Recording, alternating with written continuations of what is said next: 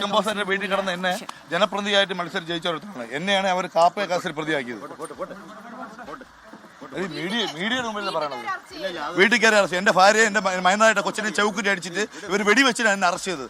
ഇത്രയും പ്രതികൾ ഇവിടെ കാപ്പ കേസിൽ എത്ര പ്രതികൾ അറസ്റ്റ് കിടക്കുമ്പോഴും ഇവർ ഓരോ കേസിലും അടിയില്ല.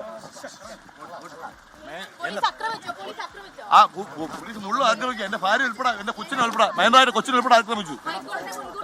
എടാ കൈ പിടിച്ചാലും നീ ഒന്നും പിടിച്ചാൽ വരൂല. ഹൈക്കോടതി ഓർഡറിൽ ഹൈക്കോടതി കേസ് കിടക്കുമ്പോഴാണ് ഇവരെന്നെ അറസ്റ്റ് ചെയ്തത്.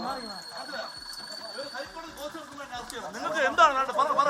നാളെ എന്നെ പറയണത് ഒരു കൗൺസിലർ ഒളിവിലാണെന്ന് പറയുന്നത്. ഞാൻ നിങ്ങളുടെ ജനങ്ങളിലൊപ്പം ജീവിതം മരണം വരെ ഉണ്ടാവും.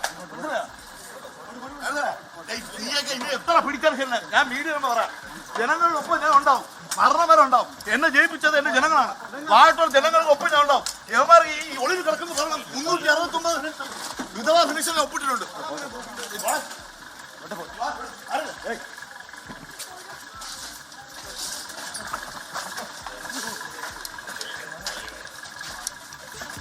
ചിക്കൻ പോക്സ് ബാധിച്ച് വീട്ടിൽ കിടക്കുമ്പോഴാണ് തന്നെ അറസ്റ്റ് ചെയ്തത്. വലിയൊരു സീനുണ്ടാക്കി അറസ്റ്റ് ചെയ്യുകയായിരുന്നു എന്ന് പറയുന്നുണ്ട്. ഒപ്പം തന്നെ ഗുരുതരമായ ആരോപണങ്ങൾ തന്റെ മകനെ ഉൾപ്പെടെ പോലീസ് ഉപദ്രവിച്ചു എന്നൊക്കെ അദ്ദേഹം പറയുന്നുണ്ട്. മേഘന തുടരുന്നുണ്ട്. മേഘന, വളരെ ഗുരുതരമായ ആരോപണങ്ങളാണല്ലോ പോലീസിനെതിരെ ഇയാൾ ഉന്നയിക്കുന്നത് ഇപ്പോൾ.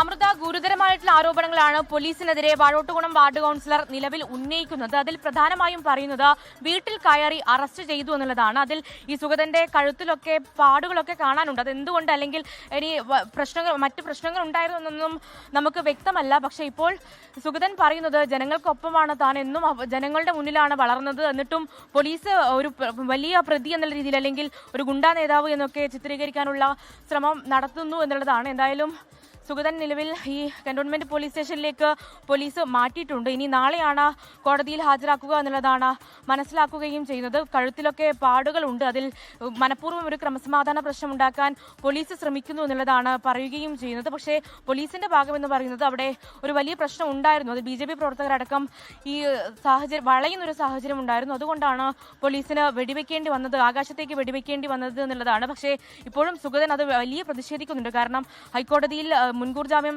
നിഷേധിച്ചിരുന്നുവെങ്കിലും ഇത്ര തീയതിക്കുള്ളിൽ ഹാജരാകണമെന്നുള്ളതാണ് തന്നോട് പറഞ്ഞിരുന്നത്. എന്തിന് തന്നെ ഇത്തരത്തിൽ അറസ്റ്റ് ചെയ്തു എന്നുള്ള കാര്യമാണ് സുഗതൻ ചോദിക്കുന്നത്. അതിൽ വലിയ പ്രതിഷേധമുണ്ട്.